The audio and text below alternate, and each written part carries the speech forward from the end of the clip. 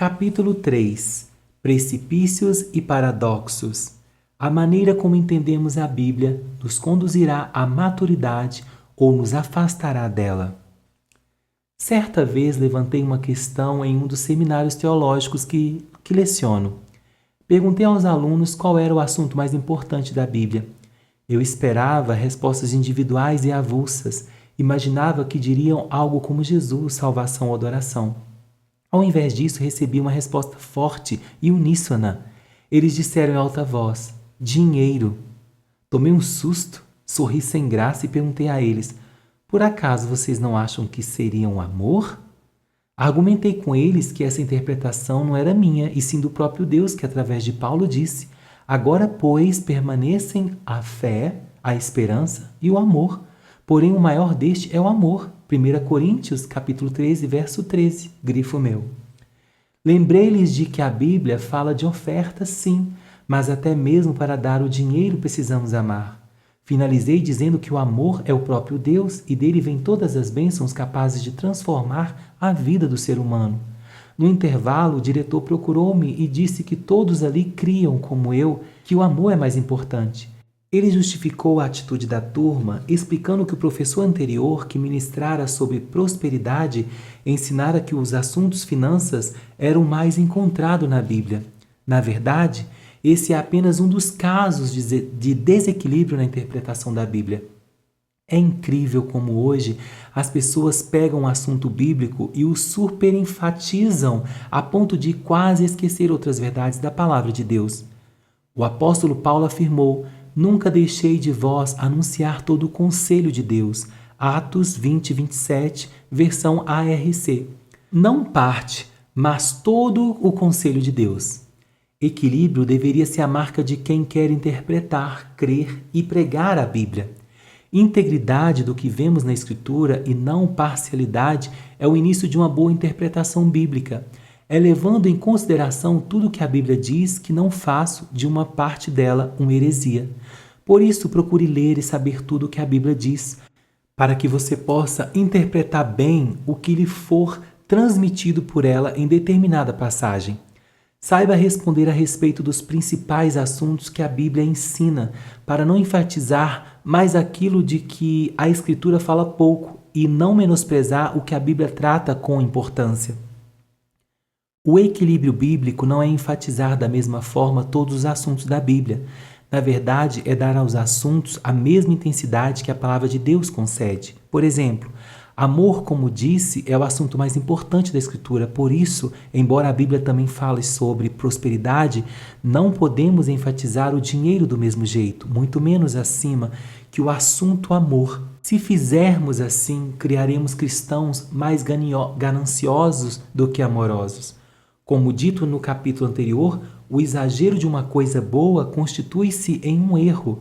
Isso se diz respeito também à doutrina. Infelizmente, muitas igrejas têm enfatizado mais a questão monetária do que o amor, e temos visto os efeitos terríveis que esse desequilíbrio tem trazido ao corpo de Cristo no Brasil. Ao mesmo tempo, tenho visto com pesar pessoas querendo atacar essa posição, dizendo que não há um texto na Bíblia que fala sobre prosperidade.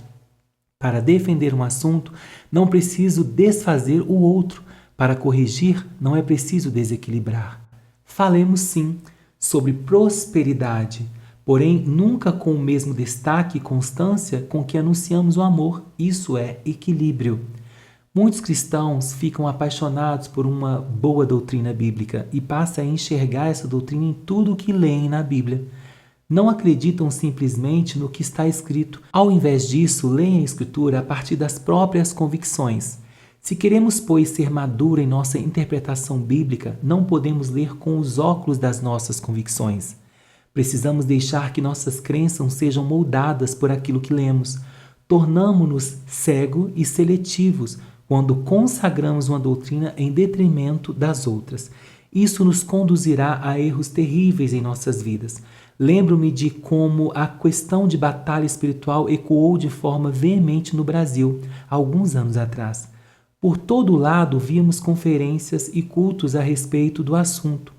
Sabemos que esse assunto é bíblico e presente nas Escrituras, mas a má e exagerada abordagem do assunto gerou equívocos terríveis no meio cristão. Pessoas passaram a enfatizar mais a obra das trevas do que o poder de Deus. Muitos começaram a julgar a culpa pela falta de mudança em demônios, quando provinha de fato de suas próprias escolhas na vida. Chegava até mesmo a colocar Deus quase numa posição de força igual à do diabo. Esses foram apenas alguns dos comportamentos e das crenças geradas por essa exagerada exposição. Observe bem. Sabemos que existe uma batalha, que o inimigo tem as suas armas e atua em quem permite, e assim por diante. Contudo, quando enfatizamos demais a batalha espiritual, em detrimento de assuntos mais importantes como quem Deus é, a obra da cruz e quem somos em Cristo, podemos fazer de um assunto bíblico um grande problema para a igreja. O equilíbrio na interpretação bíblica é urgente e essencial para que possamos amadurecer. Quando estava tentando Jesus, o diabo utilizou-se da parte da Escritura para levar Jesus a se jogar daquele alto lugar. Lucas 4:9. Se repararmos com cuidado, veremos que o diabo usou o Salmo 91 na tentativa de fazer Jesus pular. Ele alegou que, de acordo com o Salmo, Deus enviaria anjos para sustentar Jesus e se ele pulasse. Que incrível ironia! Um texto que fala do livramento de Deus sendo usado para tentar derrubar o seu filho. O diabo usa parte da Escritura, tensionando levar a Jesus à desobediência ao Pai e à morte. O desequilíbrio na interpretação da Bíblia é a área na qual o diabo pretende governar os cristãos.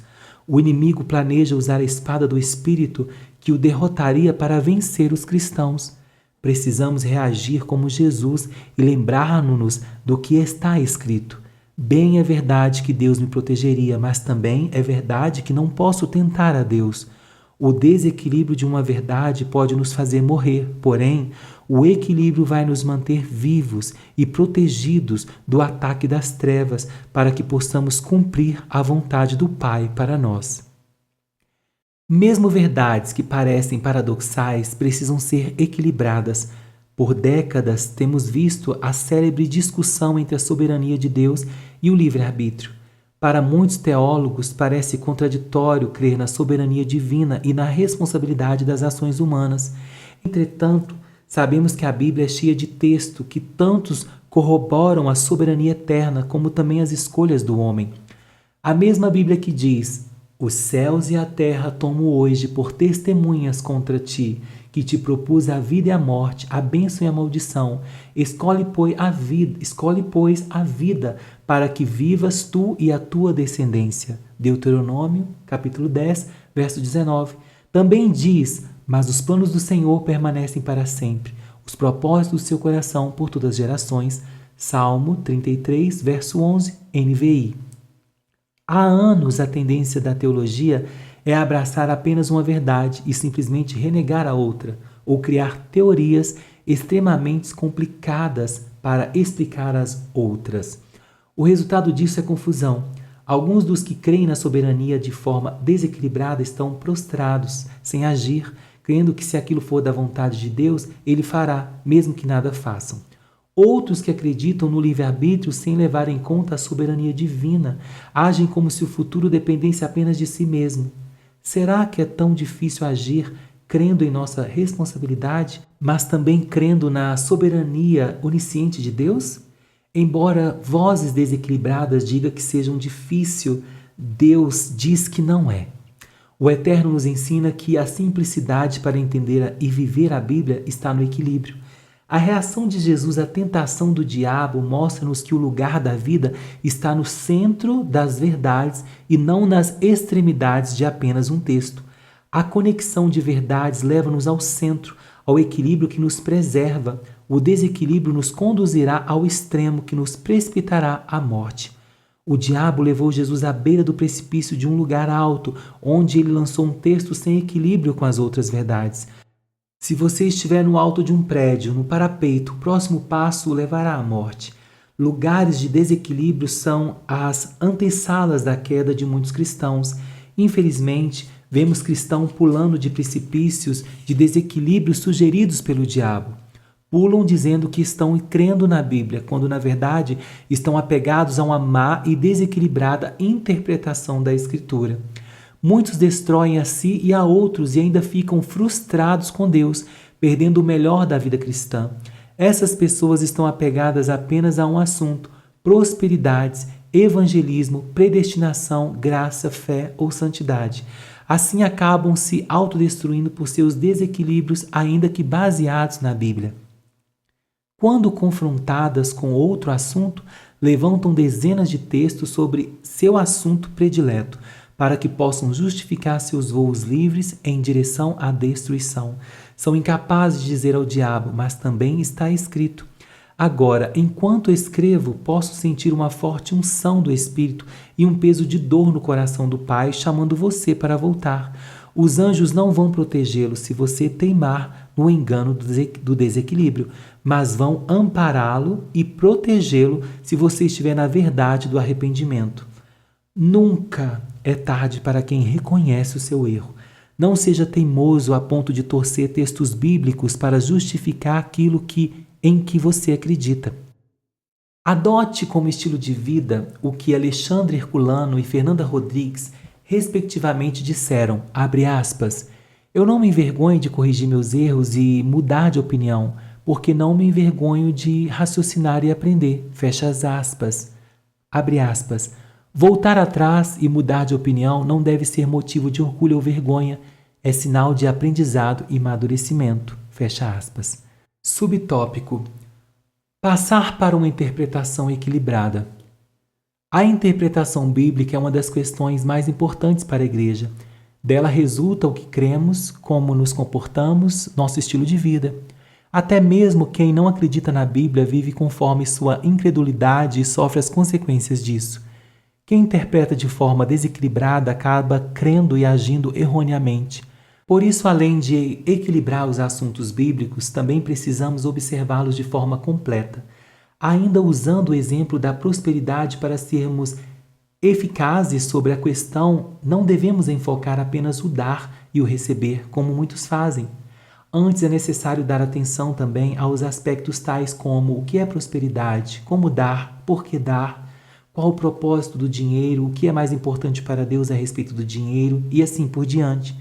Os imaturos chegam às conclusões precipitadas acerca de um dado assunto bíblico, sem levar em conta o que outros textos dizem a respeito.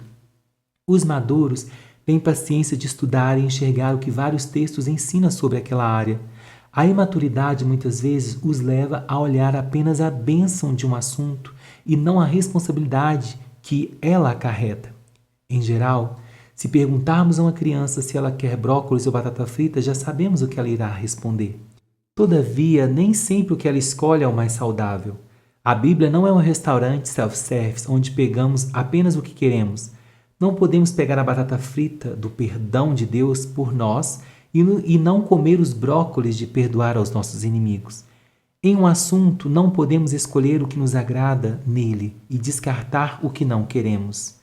Para nos ajudar a ser equilibrados e não seletivos na Escritura, precisamos estar atentos aos contextos. Não é minha intenção aqui apresentar em detalhes princípios hermenêuticos, mas apenas ajudá-lo de uma forma simples a ser equilibrado. Leia um versículo, mas lembre-se de que ele é parte de um capítulo. Leia um capítulo e não se esqueça de averiguar se os capítulos anteriores e posteriores falam do assunto. Ao observar os capítulos, note o que o livro inteiro diz a respeito. Parece óbvio dizer, porém as pessoas repetem, por exemplo, em todas as coisas somos mais do que vencedores, com um aspecto apenas triunfalista, transmitindo a ideia de que estão sempre vencendo sem passar por nenhuma intempérie. No entanto, antes do verso 37, o apóstolo pergunta: quem nos separará do amor de Cristo? Será a tribulação ou a angústia? A perseguição ou a fome ou a nudez ou perigo ou a espada? Como está escrito, por amor de ti somos entregues à morte o dia todo. Fomos considerados como ovelhas para o matadouro. Em todas estas coisas, porém, somos mais que vencedores por meio daquele que nos amou. Romanos capítulo 8, 35 ao 37, grifo meu. Ou seja, somos mais que vencedores sobre todas as situações difíceis que passamos. Triunfamos sobre as dores que atravessamos. Procure ler a Bíblia toda, para que, enquanto estiver lendo trechos, você sempre leve em consideração outras verdades. Procure estudar sobre como os originais hebraicos, grego e aramaico definem a palavra. Pesquisem sobre o contexto histórico e cultural em que o texto está inserido. A Bíblia foi escrita em um tempo muito diferente do nosso, com costumes totalmente diversos dos nossos. Entender isso ajudará a ser mais preciso. Hoje há muitas enciclopédias, dicionários e boas bíblias de estudo para ajudar-nos. Contudo, lembre-se que o autor da Bíblia está vivo e mora dentro de você. Conheço a história de um escritor que compareceu a um grupo de discussão a respeito de um livro que ele havia escrito, sem que os participantes soubessem. Como ele só o conhecia de nome, ninguém o reconheceu. Ficaram ali por horas a fio discutindo sobre o que o autor queria dizer em determinadas passagens, sendo que poderiam simplesmente ter perguntado ao próprio autor. Por vezes, o escritor oferecia algum comentário e os demais participantes discutiam com ele, dizendo: não, foi isso que o autor quis dizer. Não foi isso que o autor quis dizer. Às vezes, é assim que nos comportamos com relação ao Espírito Santo. Ignoramos sua presença ao invés de pedir a sua opinião. Quando ele fala conosco, queremos argumentar com ele e teimamos em contestar. O autor da Bíblia está vivo e disposto a esclarecer suas dúvidas. Peça ajuda a ele. Com humildade, clame a ele para mostrar-lhe quando você estiver errado. Deixe que o Espírito Santo corrija e o ensine, ao invés de tentar corrigir o autor. Uma vez que você estiver compreendendo os textos bíblicos, se esforce para praticar o que aprendeu. Muitas pessoas não entendem a Bíblia porque não a praticam. Quem ouve, mas não pratica, engana a si mesmo. Tiago 1, 22. O engano de não praticar faz a pessoa ficar cega para o que é verdadeiro. A Bíblia é um livro que, para ser plenamente entendido, precisa ser praticado. Faça como a própria palavra ensina. Procura apresentar-te a Deus aprovado como obreiro que não tem de que se envergonhar, que maneja bem a palavra da verdade. 2 Timóteo 2,15. Esforça-se tanto para manejar bem a palavra da verdade, como para se apresentar-se Deus como um obreiro aprovado. Cumpra essas ordens, pois de sua interpretação equilibrada surgirá uma crença equilibrada que afetará o seu comportamento, e assim que você se tornará uma pessoa madura.